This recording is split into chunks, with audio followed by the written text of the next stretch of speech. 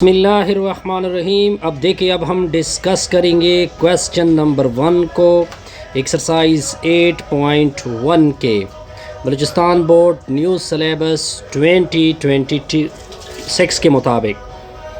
तो देखते जाइए, अब आपने equation of straight line find करना है। अब आपको ग्रेडियन गिवन है।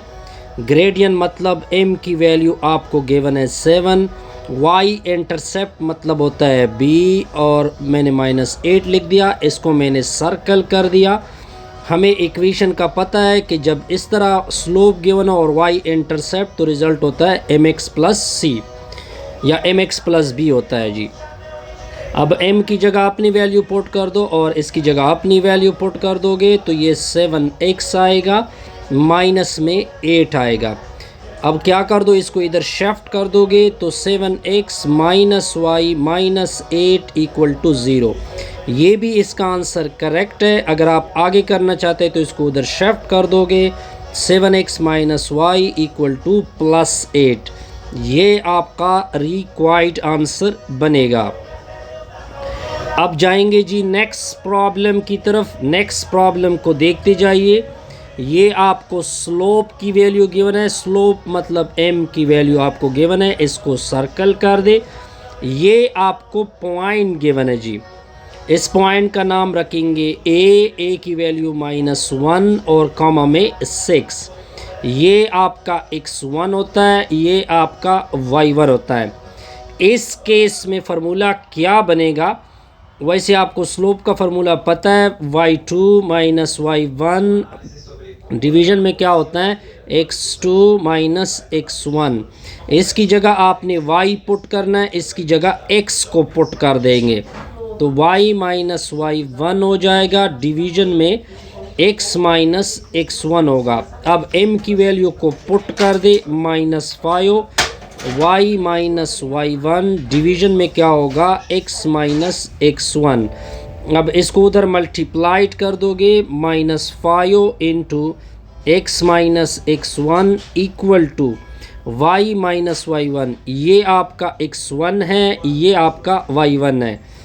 तो y1 की वैल्यू 6 पुट होगी, -5 अपना x1 की value -1 equal to y minus 6। अब देखते जाइए, -5 अपनी जगह, माइनस और माइनस प्लस बनेगा इक्वल टू y माइनस 6। -5 को मल्टीप्लाइड करोगे, -5 minus y equal to y minus 6। अब आगे कैलकुलेशन को देखते जाइए। इसको उधर शिफ्ट कर दो, इसको भी उधर शिफ्ट कर दो, तो ये आ जाएगा 5x plus 5 plus y minus 6 equal to 0। 5x इसके बाद y लिख दे, 5 में से 6 को सब्ट्रैक्ट कर दोगे, -1 इक्वल टू 0। ये आपका आंसर हो सकता है। अगर आप आगे सिंप्लीफाइड करना चाहते हैं तो 5x प्लस y, उसको उधर शिफ्ट करोगे +1। ये आपका रिक्वायर्ड आंसर है जी। अब जाएंगे जी नेक्स्ट पार्ट के ऊपर, पार्ट नंबर 3। कहते हैं find the equation of the straight line using point slope form. पहले पॉइंट स्लोप फॉर्म को नोट कर दे। पॉइंट स्लोप फॉर्म पहले आपने नोट करना है, पॉइंट स्लोप फॉर्म कि ये पॉइंट स्लोप फॉर्म होता क्या है। मैंने इसको बॉक्स में बंद कर दिया जी। ये बराबर होता है y minus y1 equal to m into x minus x1। अब आपको m की वैल्यू ये गिवन है, तो m को मैंने इधर पुट करना है -3। इसका नाम रख दोगे a, ये आपका पॉइंट है 7,3, ये आपका x1, ये आपका y1। अब इस फार्मूले में सारा रिजल्ट को प्लग कर दे, y माइनस y1 यानी y माइनस 3, m की वैल्यू -3, x माइनस 7 होगा। अब देखते जाइए, y माइनस 3 होगा, -3 मल्टीप्लाइड होगा, -3 आगे माइनस माइनस प्लस +21। आगे मेरे पास जगह नहीं है तो इसके लिए जगह इधर बना लेते हैं sir.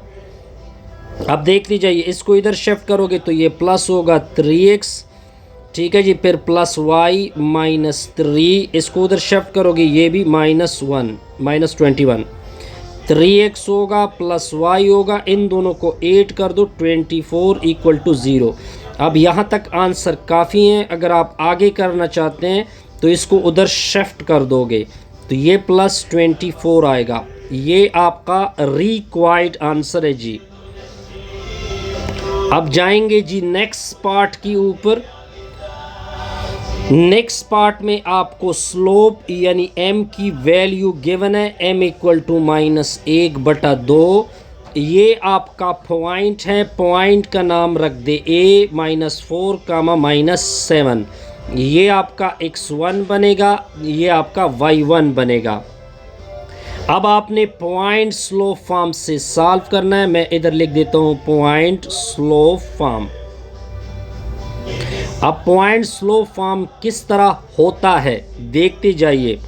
Point slope form equal होता है y minus y1 m into x minus x1।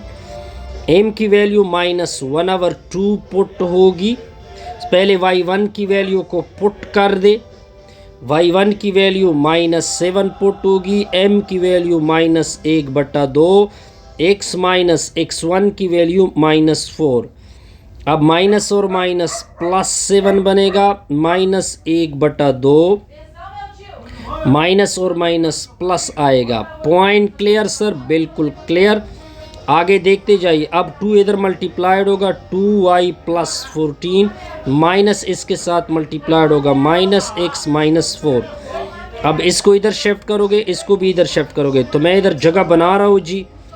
ये आ जाएगा x + 2y + 14 + 4 इक्वल टू 0। 14 और 14 को 8 कर दोगे तो ये +18 इक्वल टू 0। इधर शिफ्ट कर दोगे, x + 2y इक्वल टू -18। कोई कन्फ्यूजन? नो सर, कोई कन्फ्यूजन नहीं। अब हम इस प्रॉब्लम को सॉल्व करेंगे।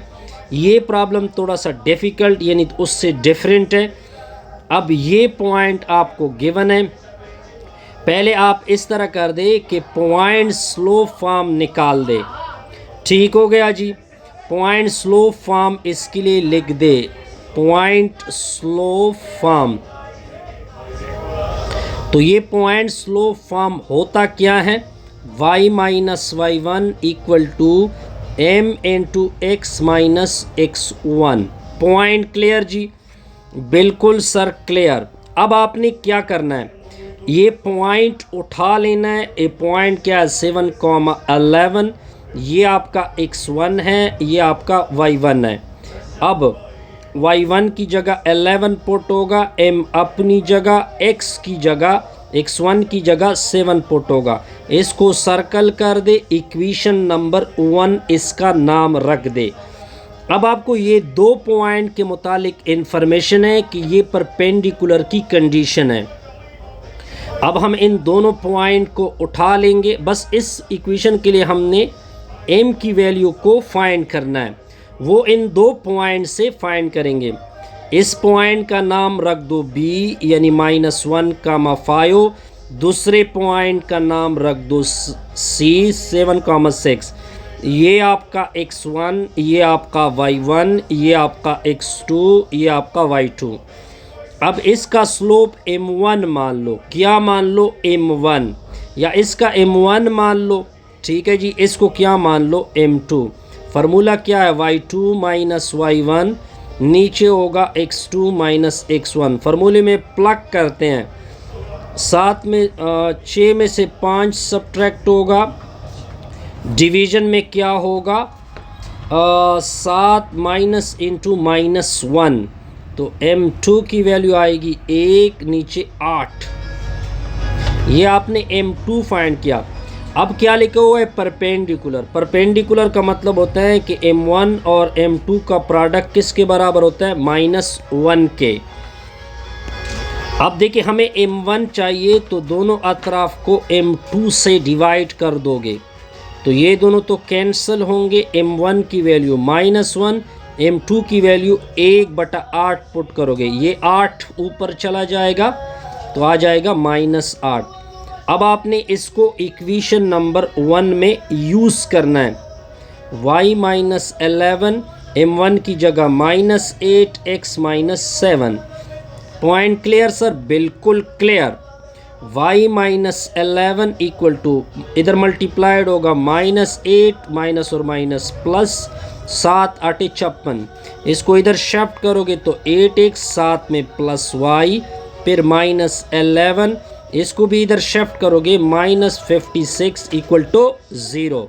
तो 8x प्लस y, इन दोनों को 8 कर दो, सिंबल बड़े वाले का लगा लो, 67 इक्वल टू 0। ये भी आंसर है। एक स्टेप अगर आप और करना चाहते हैं तो इसको उधर शिफ्ट कर दे, तो 8x plus y equal to 67। ये भी रिक्वायर्ड आंसर हो सकता है। Best wishes, good.